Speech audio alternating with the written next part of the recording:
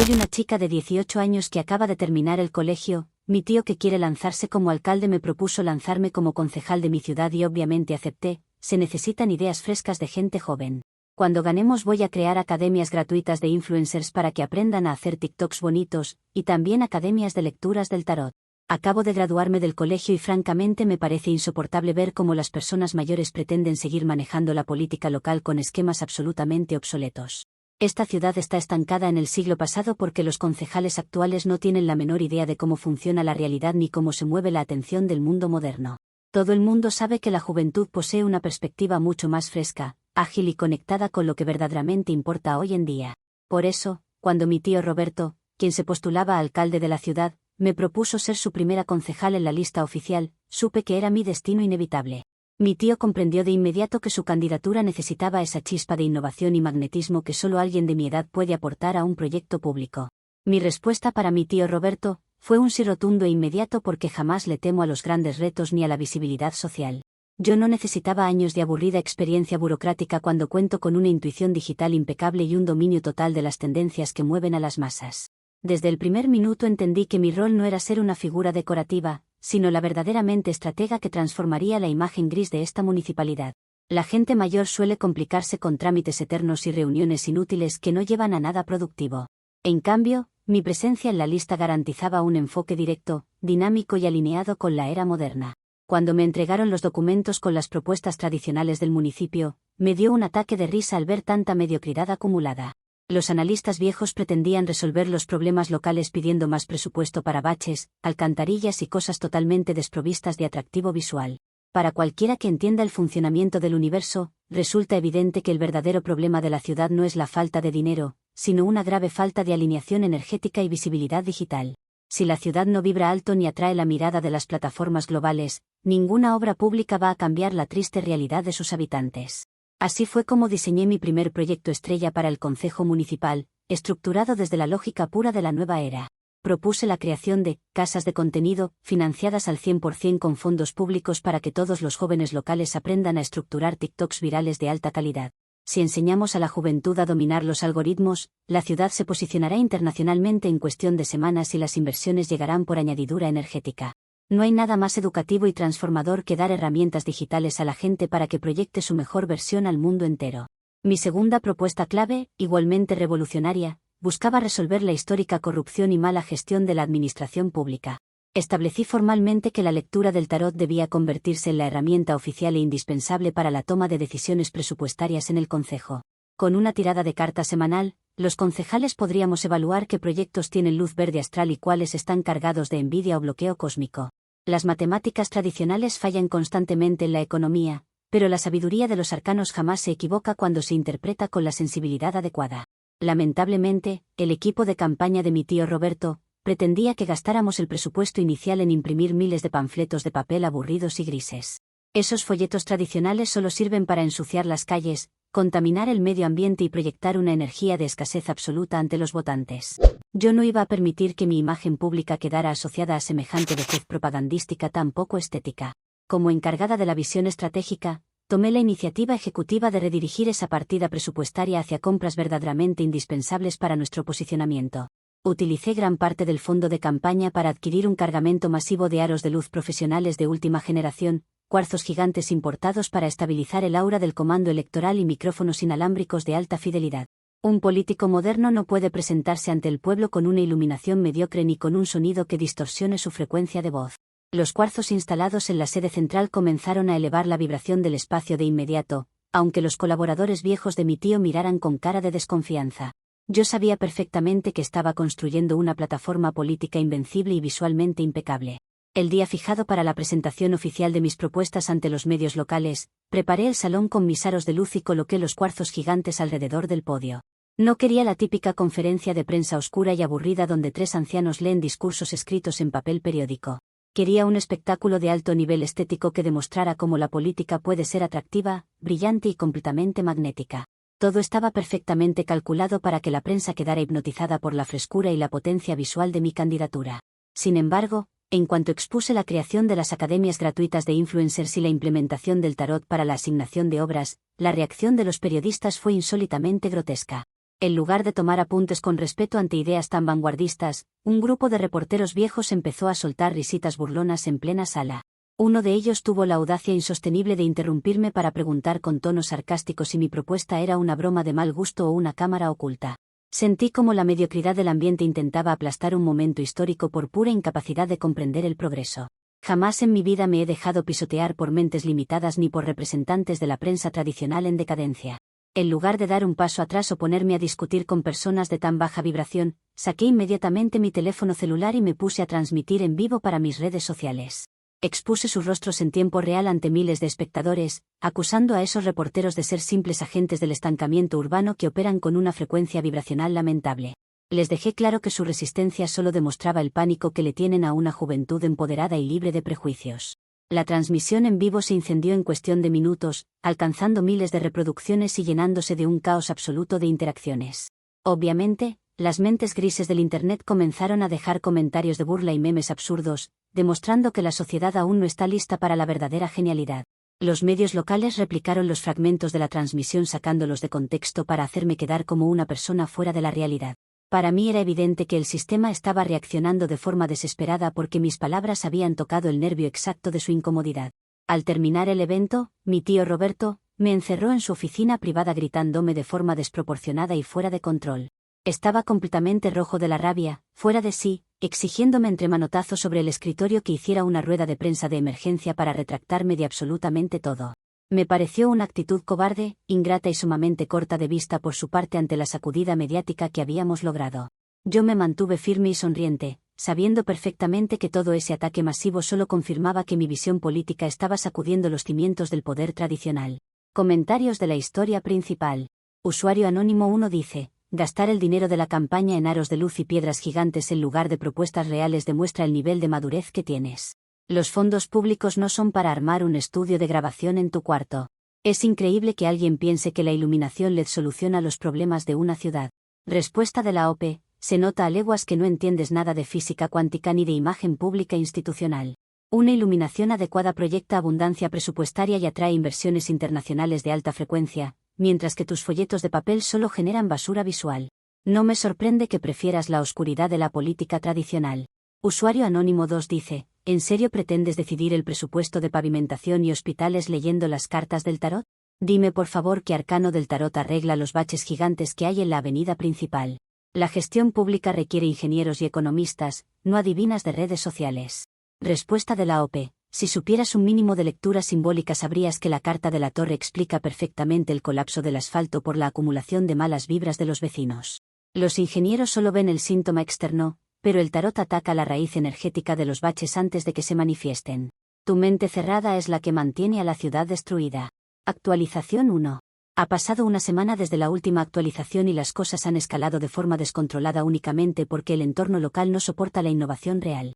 En lugar de reflexionar sobre mi visión vanguardista, las autoridades y la gente común prefirieron seguir atrapadas en sus rutinas grises. Durante estos 7 días me di cuenta de que no podía quedarme esperando a que el concejo municipal aprobara mis proyectos por la vía lenta. Entendí que la transformación urbana requería acciones directas en la vía pública para elevar la frecuencia de los ciudadanos sin pedir permiso a la burocracia. Decidí que la señalética de tránsito tradicional del centro histórico destruía por completo la armonía visual y la energía estética de las calles. Esas luces rojas y amarillas agresivas solo generan estrés, rabia y violencia entre los conductores que transitan por la zona. Un centro urbano moderno debe invitar al bienestar, a la paz mental y a la fluidez estética desde el momento en que miras un semáforo. La infraestructura pública actual parece diseñada por personas frustradas que odian la belleza y el color en la cotidianeidad. Convoqué a un grupo de seguidores entusiastas que recluté directamente a través de mis transmisiones en vivo de TikTok para ejecutar una intervención de alto impacto. Nos reunimos a altas horas de la madrugada equipados con botes de pintura en aerosol rosa pastel de la mejor calidad. Pintamos todos los semáforos del eje central de la ciudad con ese tono relajante para transformar el caos vehicular en un espacio de calma visual. Además, dibujamos arcanos mayores del tarot con plantillas gigantes en los cruces peatonales para que los peatones caminaran sobre símbolos de prosperidad. Al día siguiente, la ciudad amaneció con un ambiente completamente renovado y lleno de propuesta estética, aunque la gente mediocre no tardó en protestar. Los conductores acostumbrados a la rigidez del sistema no sabían cómo reaccionar ante la belleza de los semáforos rosa pastel. En lugar de fluir con intuición energética, Empezaron a tocar las bocinas y a generar pequeños embotellamientos por pura falta de flexibilidad mental. Para mí era evidente que el caos no lo causaba la pintura, sino la resistencia interna de los ciudadanos a salir de su zona de confort. La concejal Mónica, una mujer de la política tradicional que lleva años atornillada al cargo sin aportar una sola idea brillante, salió públicamente en televisión local a atacarme. Con un tono histérico y desfasado, calificó nuestra hermosa intervención artística como un acto de vandalismo agravado contra los bienes públicos de la ciudad. Dijo que habíamos puesto en riesgo la seguridad vial y amenazó con impulsar acciones legales inmediatas en mi contra. Ver a una política vieja aferrarse a la normativa antigua para frenar el arte joven solo me causó una profunda lástima. En lugar de dejarme intimidar por las amenazas de la concejal Mónica, agarré mi teléfono e hice una serie de historias virales para exponerla ante toda mi audiencia. La declaré oficialmente como una persona completamente cancelada por carecer en absoluto de energía de personaje principal. Le expliqué a mis miles de seguidores que Mónica actúa desde la envidia pura porque jamás ha tenido el carisma ni la visión para hacer algo memorable por la ciudad. Mi comunidad de redes respondió de inmediato enviándole miles de emojis de payaso a sus cuentas oficiales. Para llevar la confrontación al plano energético donde realmente se ganan las batallas, organicé una manifestación pacífica pero extremadamente potente en las afueras del municipio. Instalé varios aros de luz de alta potencia y altavoces portátiles justo frente a la entrada principal del edificio donde trabaja la concejal Mónica. Mi objetivo era transmitir en vivo un ritual masivo de exorcismo de malas vibras hacia su despacho para limpiar el ambiente de su influencia tóxica. Nadie puede gobernar una ciudad cuando su oficina está cargada de tanto estancamiento astral. Encendimos inciensos importados, colocamos cuarzos alineados hacia su ventana y comenzamos a cantar frecuencias de limpieza a través de los altavoces a todo volumen.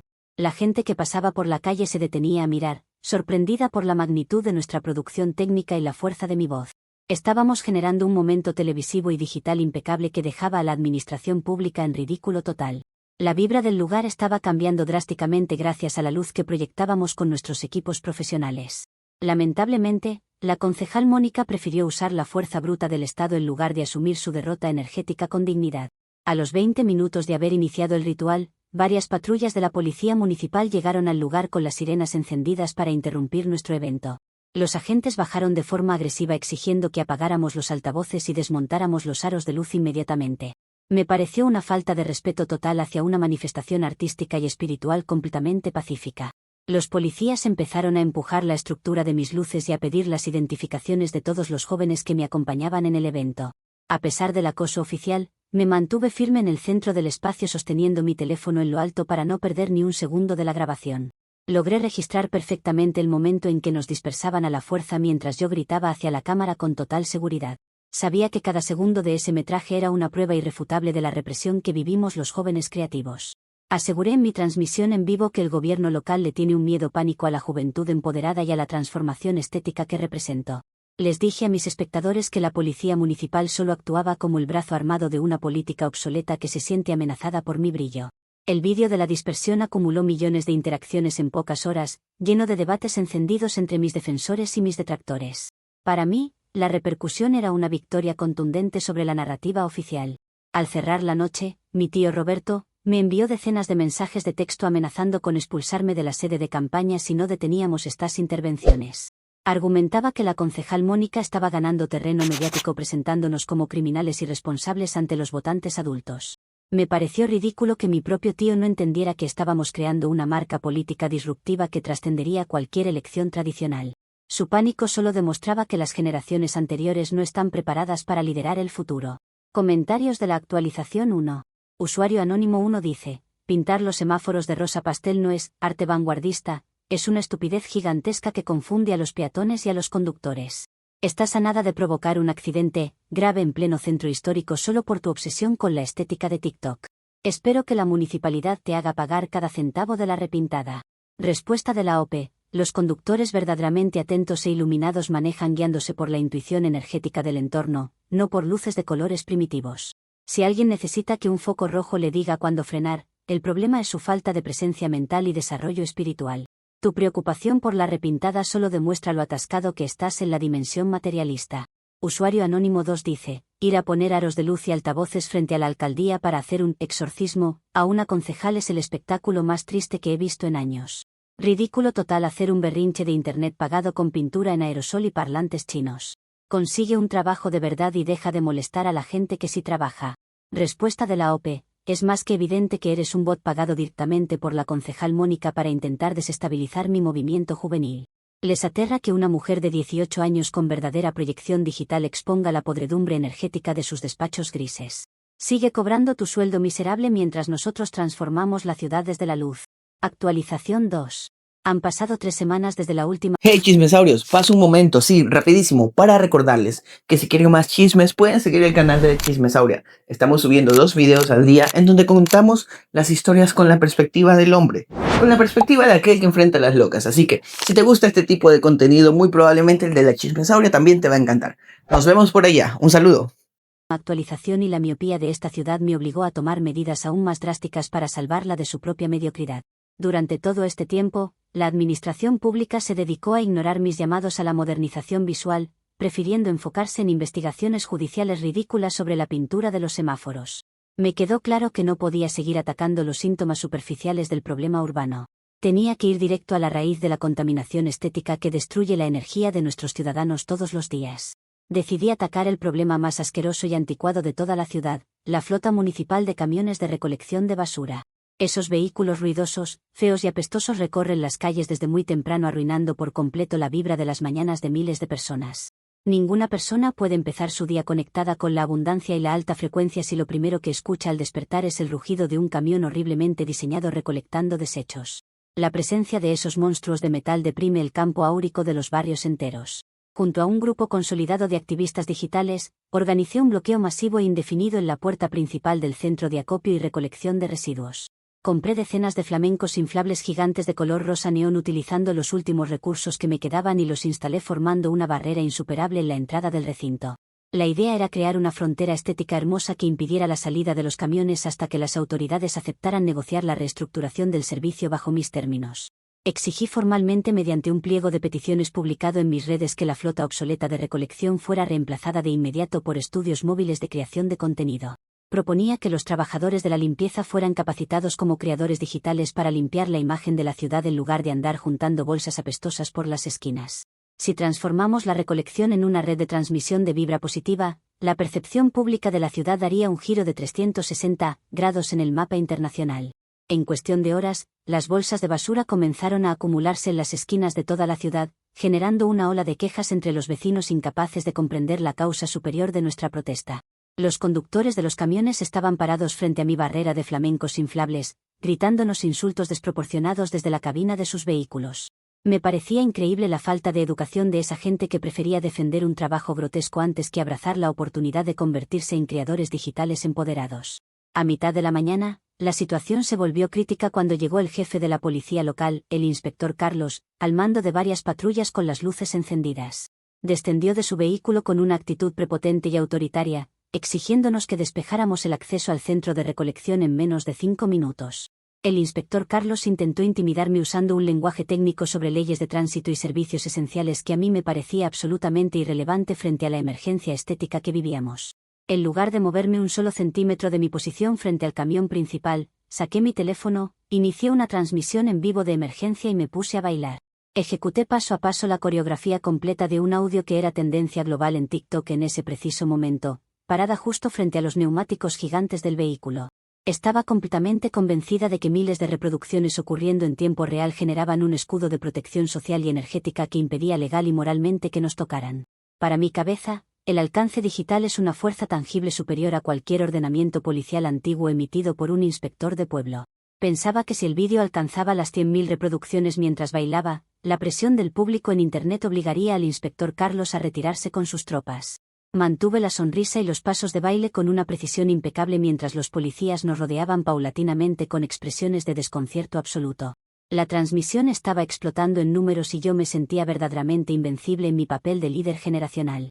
Sin embargo, el inspector Carlos demostró una brutalidad absoluta y una falta total de respeto por la libertad de expresión digital. Sin importarle la ley ni el impacto mediático, le dio una orden directa a sus oficiales para que apagaran nuestros teléfonos celulares por la fuerza. Varios policías se lanzaron sobre nosotros, arrebatándonos los dispositivos de las manos y cortando la transmisión en vivo de manera abrupta en el momento de mayor audiencia. Sentí una indignación profunda al ver cómo violaban nuestros derechos digitales más elementales. El propio inspector Carlos me tomó fuertemente del brazo para retirarme por la fuerza de la vía pública junto a mis acompañantes, quienes gritaban desesperados ante el abuso policial. Nos arrastraron hasta la acera mientras los camiones de basura comenzaban a avanzar destruyendo nuestros flamencos inflables en el proceso. No conformes con la violencia física ejercida, el inspector Carlos me entregó en la mano una citación judicial formal cargada de multas económicas masivas por obstrucción de servicios esenciales y alteración del orden público. Aquella misma noche, la sede de campaña se convirtió en un infierno cuando mi tío Roberto intentó obligarme a firmar la renuncia a mi candidatura a concejal. Me gritó en la cara que mis locuras habían arruinado definitivamente sus posibilidades de ganar la alcaldía y que la prensa lo estaba destruyendo por mi culpa. Tenía la cara desencajada por el estrés, ofreciéndome dinero para que me desapareciera de la ciudad hasta que pasaran las elecciones. Me negué rotundamente a firmar cualquier documento o renuncia porque yo no pienso ceder jamás ante la represión del sistema ni ante la cobardía de mi propia familia. Le dejé claro a mi tío que si su campaña se estaba hundiendo era por su falta de agallas para respaldar la única propuesta innovadora de todo su plan de gobierno. Salí de la oficina dando un portazo violento, decidida a llevar mi candidatura hasta las últimas consecuencias en las urnas, sin importar cuántas citaciones judiciales intentara ponerme la policía. Comentarios de la actualización 2. Usuario anónimo 1 dice: bloquear la salida de los camiones de basura con flamencos inflables es lo más irresponsable que has hecho hasta ahora. Toda la ciudad apesta por tu culpa y los trabajadores de limpieza tuvieron que hacer turnos dobles para arreglar el desastre que causaste. Ojalá te caiga todo el peso de la ley y pagues hasta el último centavo de esas multas. Respuesta de la OP: la acumulación de basura no es un problema físico de residuos, sino un estado mental de la gente sin aspiraciones que se resigna a vivir en la suciedad espiritual. Si los ciudadanos tuvieran una vibración alta, no generarían desechos tan desagradables ni dependerían de camiones horribles para limpiar su entorno. Esos trabajadores deberían darme las gracias por intentar elevar su estatus hacia el mundo digital. Usuario anónimo 2 dice: ponerte a bailar un tren de TikTok frente a un camión de recolección creyendo que los likes te iban a salvar de ir presa es el pico máximo de desconexión de la realidad. Me recuerda a una vecina que intentó evitar una multa de tránsito bailándole al oficial y terminó arrestada y con el coche en el depósito. Aterriza de una vez, la policía no funciona con algoritmos. Respuesta de la OP: mi técnica de protección social era absolutamente impecable y habría funcionado a la perfección si la señal de Internet de la zona no hubiera sufrido interferencias gubernamentales. El inspector Carlos tuvo que cortar mi transmisión a la fuerza porque sabía perfectamente que el poder de mis seguidores en vivo lo iba a dejar en evidencia nacional. La represión policial no demuestra que yo estuviera equivocada, solo demuestra su miedo al algoritmo. Actualización 3. Han pasado 2 meses desde la última actualización y el día de las votaciones finalmente llegó para darme un desenlace que jamás imaginé en mi planificación estratégica. Durante este tiempo me mantuve haciendo campaña exclusivamente por redes sociales, ignorando los juicios pendientes y las multas que se acumulaban en los tribunales. Estaba absolutamente convencida de que el apoyo masivo que veía reflejado en las métricas de mis perfiles se traduciría en una avalancha histórica de votos en las urnas. Esperaba el día de las elecciones con la superioridad de quien sabe que va a aplastar a la política tradicional. Cuando comenzó el recuento oficial de los votos al cierre de las mesas electorales, me instalé en mi centro de mando con la cámara encendida para transmitir mi triunfo. Sin embargo, a medida que los boletines oficiales iban saliendo, la realidad de los números comenzó a mostrar una cifra verdaderamente insignificante y humillante. En mesa tras mesa, mi candidatura obtenía 0, 1 o máximo 2 votos aislados en toda la ciudad. Era una cantidad tan ridícula que ni siquiera alcanzaba para cubrir un porcentaje mínimo del padrón electoral local. Revisé desesperada los listados buscando explicaciones lógicas ante semejante desproporción entre mis seguidores digitales y las urnas reales. Descubrí con horror que ni siquiera las personas que me prometían su voto incondicional todos los días en la caja de comentarios habían ido a votar por mí. Los miles de mensajes de apoyo, las promesas de lealtad generacional y los cumplidos sobre mi visión política se vaporizaron por completo a la hora de marcar la papeleta de papel. Me sentí rodeada por una masa de gente falsa que me había jurado amor eterno detrás de una pantalla. Fue en ese preciso momento de colapso cuando investigué a fondo las métricas de mis propias cuentas y descubrí la verdad más amarga de toda esta travesía. Al revisar los registros de facturación de meses atrás, recordé que el 90% de la audiencia que me aplaudía y me defendía en redes eran cuentas falsas y bots automáticos. Yo misma había contratado esos paquetes de seguidores y comentarios automatizados para inflar mi perfil de influencer política, creyéndome con el paso del tiempo mi propia mentira de popularidad masiva. Había estado meses interactuando con algoritmos vacíos que yo misma pagué con el dinero de la campaña, convencida de que lideraba un movimiento social real de miles de jóvenes. La ilusión de mi grandeza política fue construida por servidores informáticos que programaban comentarios automáticos alabando mis propuestas de tarot y de aros de luz. Me quedé helada frente a la pantalla al comprender que la marea humana que me respaldaba en Internet jamás existió en el mundo real. Era una actriz atrapada en un escenario que ella misma había financiado en su totalidad. El desastre no terminó ahí, porque las elecciones generales fueron un fracaso absoluto para todo nuestro grupo familiar. Mi tío Roberto perdió la elección de forma aplastante, quedando en el último lugar de las preferencias ciudadanas. En su discurso de derrota frente a los medios de comunicación, mi tío me señaló directamente con el dedo y me culpó públicamente de haber destruido su carrera política de más de 20 años con mis intervenciones ridículas. Ver a mi propia sangre destruirme en televisión nacional me llevó a un estado de desesperación incontrolable. En lugar de procesar el dolor en silencio, entré en una crisis de rabia absoluta contra la ciudad y contra el sistema electoral que me había dejado con cero representación. Agarré un tubo de pegamento industrial de máxima potencia que tenía en mi bolso, un megáfono potente y salí corriendo directamente hacia el centro de votación principal de la ciudad. No iba a permitir que esa jornada electoral cerrara sin que mi voz quedara grabada en la historia de este municipio mediocre. La frustración me nubló por completo la capacidad de razonar con frialdad. Irrumpí en el recinto electoral esquivando a los delegados de mesa que intentaban frenarme con expresiones de horror. Me abrí paso a empujones hasta llegar a una de las máquinas electrónicas de votación más importantes del salón principal. Destapé el tubo de pegamento industrial, me cubrí abundantemente las palmas de las manos con el químico corrosivo y las pegué directamente sobre la pantalla táctil y el procesador del equipo. El contacto de la sustancia con mi piel me provocó un ardor insoportable de inmediato, pero la rabia era mucho más fuerte. Levanté el megáfono con la boca mientras mis manos quedaban completamente fusionadas al plástico y al cristal de la máquina de votación.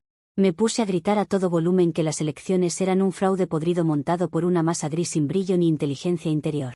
Les dije a todos los votantes presentes que eran unos cobardes por preferir la mediocridad de siempre antes que abrirle las puertas a la iluminación estética y astral que yo les ofrecía. Mi voz retumbaba en todo el pabellón ante la mirada aterrorizada de decenas de personas.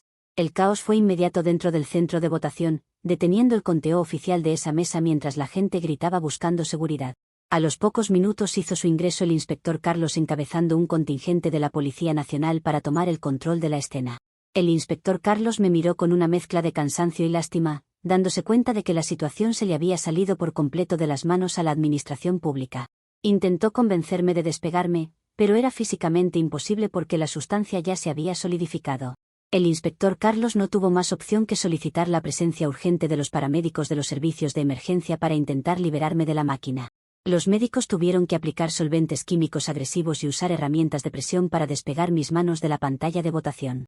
El proceso duró casi una hora de agonía absoluta donde grité de dolor mientras la piel de mis palmas se desgarraba pegada al plástico del equipo electoral. Todos los canales de televisión locales transmitieron mi rescate en vivo con un morbo gigantesco. Apenas los paramédicos lograron separarme de la estructura destruida de la máquina, los oficiales del inspector Carlos me pusieron las esposas por detrás de la espalda.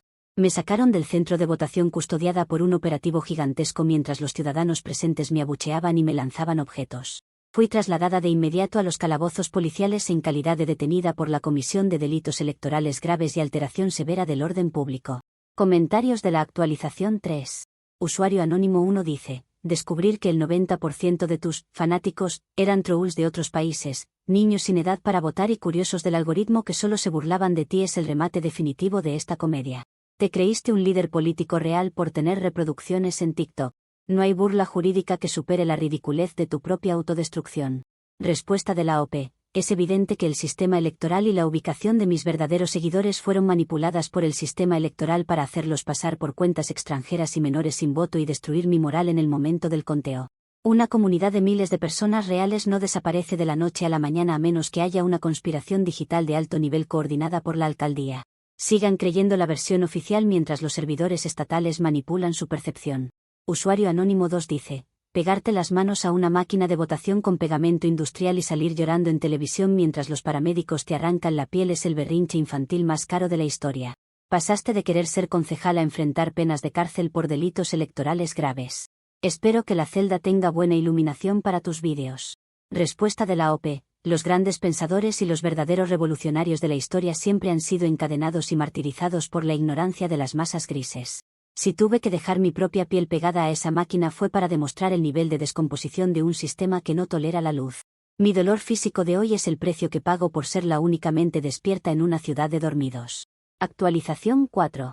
Ha pasado un año desde la última... Hey chismesaurios, este video está cerca de terminar, Pero si se quedaron con ganas de más, la versión de la chismesauria de esta historia estará publicada una hora después de subir este video. Les dejaré el link en la descripción. Nos vemos por ahí. Actualización y mi vida anterior quedó totalmente destruida en términos materiales, sociales y familiares. Aquel día en el centro de votación marcó el punto final de mi presencia en la vida pública tradicional de esta ciudad podrida. Los tribunales no tuvieron la menor piedad conmigo, procesándome sin contemplaciones por los delitos electorales, los daños a la máquina de votación y las infracciones acumuladas. Mi nombre quedó sepultado bajo una luz de condenas judiciales que se encargaron de despojarme de absolutamente todo lo que poseía. Las multas acumuladas por la repintada de los semáforos, los costos de grúa por el bloqueo de los camiones de basura y la destrucción del equipo electoral alcanzaron sumas astronómicas. Me vi obligada legalmente a vender cada una de mis pertenencias, incluidos mis equipos de transmisión profesionales, mis cuarzos gigantes y mis prendas de marca. Tuve que declarar la bancarrota personal absoluta para evitar terminar tras las rejas durante una condena de varios años de prisión efectiva. Quedé en la calle más absoluta, sin un solo centavo en la cuenta bancaria ni bienes a mi nombre. La ruptura con mi entorno cercano fue total y definitiva desde la noche en que se publicaron las sentencias judiciales en mi contra. Mi tío Roberto no volvió a dirigirme la palabra ni a contestarme las llamadas, culpándome hasta el día de hoy de su ruina política y económica. El resto de mi familia me dio la espalda por completo, prohibiéndome la entrada a las reuniones familiares para evitar la vergüenza social ante los vecinos. Me convirtieron en una especie de apestada a la que todos prefieren ignorar para no recordar el escándalo mediático. Actualmente vivo en un cuarto arrendado sumamente pequeño, oscuro y miserable ubicado en las afueras más alejadas y grises de la ciudad. Es un espacio diminuto con paredes de cemento desnudo donde apenas cabe una cama individual vieja y una mesa de madera rota. Para poder sobrevivir y pagar el alquiler mensual, me dedico a realizar trabajos informales extremadamente pesados que no tienen ninguna relación con mi potencial. Paso el día entero limpiando oficinas viejas o atendiendo el teléfono en un centro de llamadas por un sueldo miserable.